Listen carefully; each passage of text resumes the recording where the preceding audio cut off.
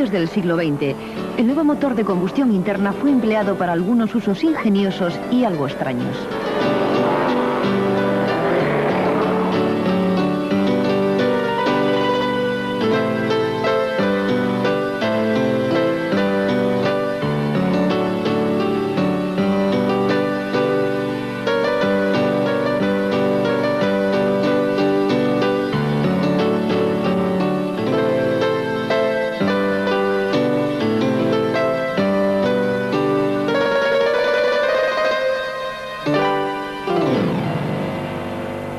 A pesar de todos estos experimentos, los principios básicos del motor de combustión interna no han cambiado, aunque con los años sí ha cambiado algo su diseño. La configuración en línea, con los cilindros y pistones en línea recta, ha sido la más corriente, con un número de cilindros que ha variado entre 2 y 12 o incluso más. Otra alternativa es el motor en V, un doble bloque con cilindros alternados formando una V y todos los pistones moviendo el mismo cigüeñal. Es más compacto que el de cilindros en línea. Otro diseño es el de cilindros alternos opuestos horizontalmente. Consigue un motor muy equilibrado y, como los demás, también se usa hoy día.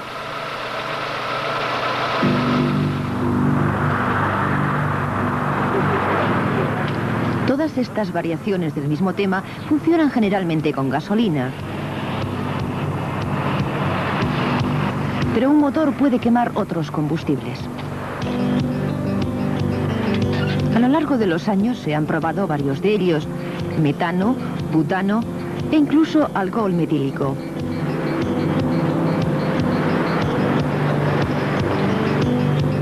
El más corriente es el butano, también llamado LPG, gas licuado del petróleo.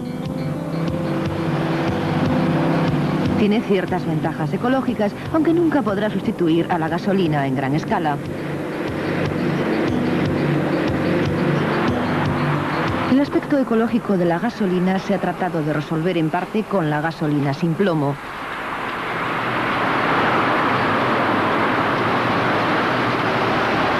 Tradicionalmente se añadía a la gasolina en el refino una pequeña cantidad de plomo para que la mezcla no explotara antes de tiempo en las cámaras de combustión, lo que se llama detonación, en vez de quemarse rápidamente al saltar la chispa de la bujía. La investigación de los fabricantes de motores y de gasolinas permite que los nuevos motores, y muchos antiguos con algún pequeño ajuste, puedan quemar gasolina sin plomo.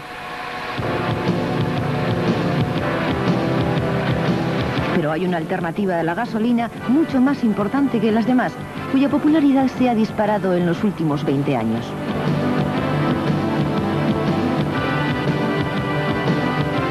La diferencia esencial entre la gasolina y el diésel es que un motor de gasolina necesita la chispa de la bujía para quemar la mezcla, mientras que un motor diésel hace explotar la mezcla por una mayor presión, como veremos. Los principios básicos del funcionamiento y los principales componentes de un motor diésel son muy parecidos al de gasolina. Lleva un bloque con el cigüeñal y los pistones y debajo el cárter de aceite. También lleva una culata, pero aquí se acaban las coincidencias. No lleva cámaras de combustión en la culata y esta solo tiene 3 agujeros, 2 grandes y 1 pequeño. Hay un grupo de 3 agujeros por cilindro. Los 2 grandes son para las válvulas de admisión y el otro para la de escape, como en un motor de gasolina. Las válvulas se sujetan y funcionan de modo similar a las de gasolina.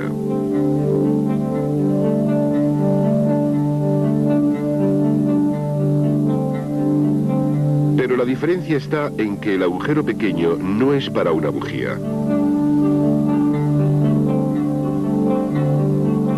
Con la culata encima del cilindro podemos ver que el tercer agujero conecta a una pequeña cámara, conocida como cámara de turbulencia, con la parte superior del pistón, lo que conocemos como cámara de combustión.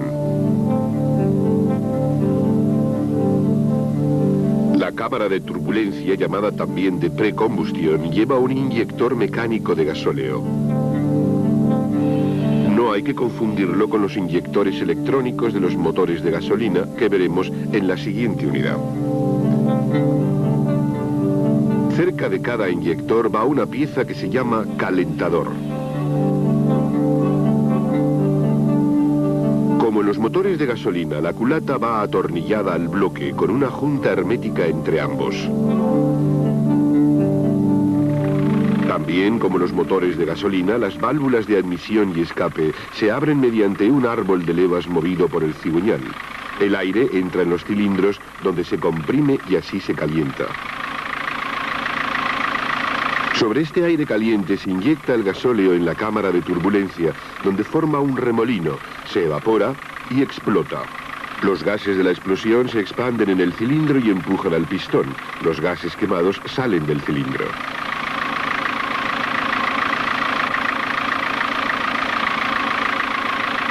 Como el pistón al elevarse comprime y calienta el aire hasta una temperatura superior al punto de explosión del gasóleo evaporado, el gasóleo se quema sin necesidad de bujía, en cuanto se inyecta en la masa de aire caliente.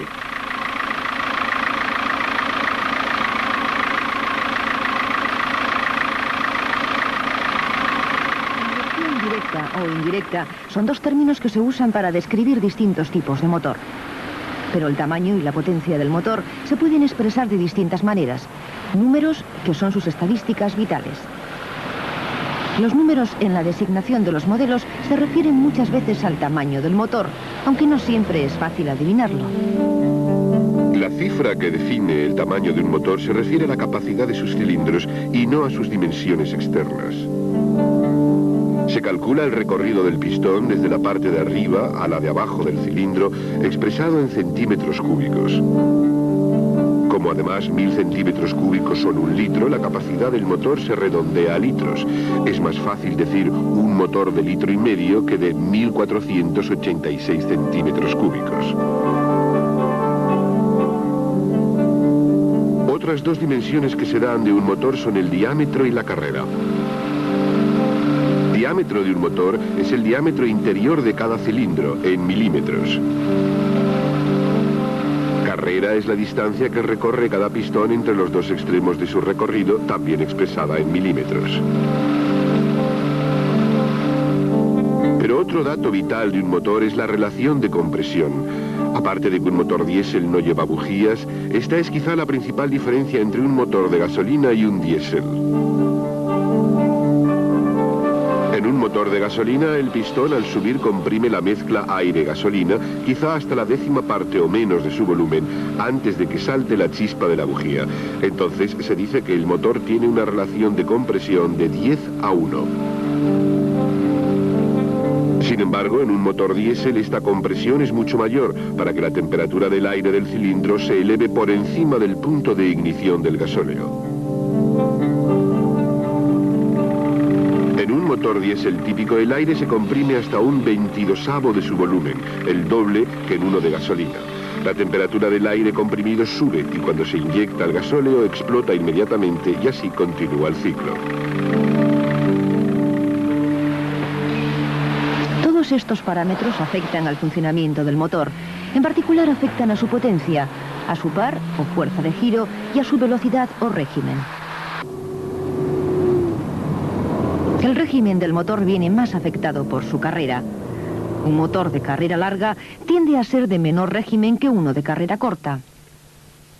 El régimen del motor se mide en revoluciones por minuto o RPM.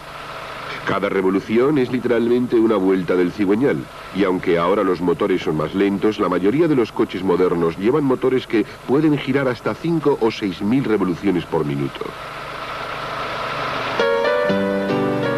En cuanto a la potencia, antes se pensaba que el diámetro del motor era lo que más influía en ella.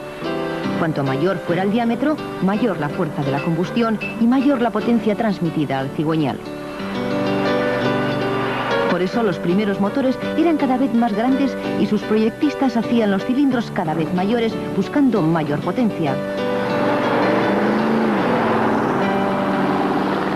Pero hoy pensamos lo contrario al habernos dado cuenta de que la potencia de la combustión no depende del tamaño del cilindro, sino de una mayor calidad y regularidad, como veremos a lo largo de esta serie.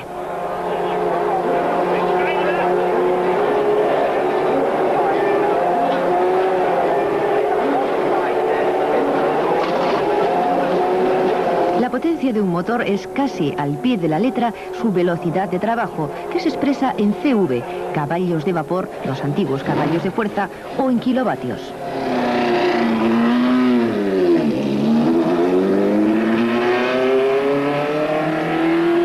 La cifra que se da es siempre la potencia máxima.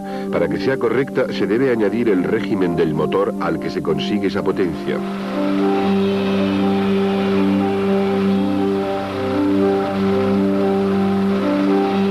Esto distingue a los motores que producen la potencia a alto régimen de los que la producen a bajo régimen.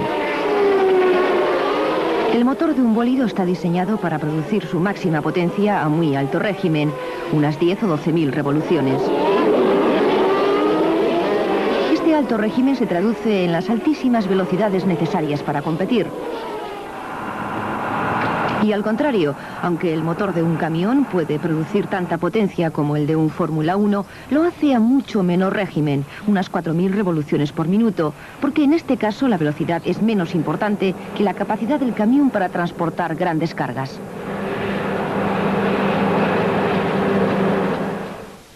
Esta capacidad se ve afectada no solo por la potencia, sino por el par motor.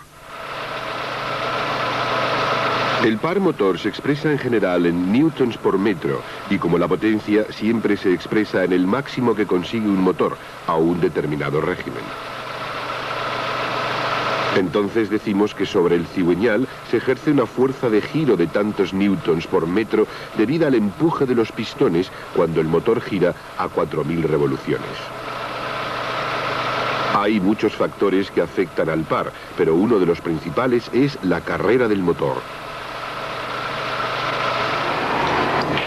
Un motor de carreras que alcanza gran velocidad tiene una carrera muy corta. Si fuera larga, los pistones tendrían que moverse demasiado rápido para soportar las fuerzas generadas. Una carrera corta significa que la fuerza de giro que se aplica al cigüeñal en cada recorrido del pistón es limitada. Pensemos en lo que sucede cuando queremos aflojar una tuerca dura con una llave inglesa corta. Por tanto, a bajo régimen, el par o la fuerza de giro es menor. De hecho, un alto régimen supone sumar muchas pequeñas fuerzas de giro en una más grande, lo que supone un alto par a mayor régimen. Pero esto no es muy práctico para un vehículo comercial. Un vehículo comercial requiere un alto par a bajo régimen para transportar cargas con más facilidad. Como el motor no tiene que alcanzar un alto régimen, la carrera del pistón puede ser más larga, lo que da una mayor fuerza de giro. Es como aflojar la tuerca con una llave muy larga. Por su parte, el motor de un turismo tiene que reunir lo mejor de ambos casos. Como hemos dicho, siempre se da el par máximo y el régimen del motor al que se consigue. Pero lo más importante para el conductor, siempre que no sea de carreras, es la curva de par. En otras palabras, la capacidad del motor para dar un alto par a cualquier régimen. En general, un turismo es más fácil de conducir si tiene un alto par a cualquier régimen, pues eso supone que el conductor no tiene que llevarlo muy acelerado ni cambiar constantemente de marcha para mantener el régimen cerca de que da el par máximo.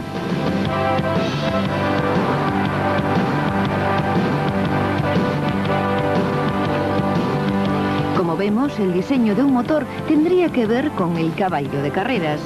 El motor de un camión debe dar su máximo par y potencia a bajo régimen. El motor de carreras es lo contrario, mientras que el motor de un turismo tiene que dar ambas cosas.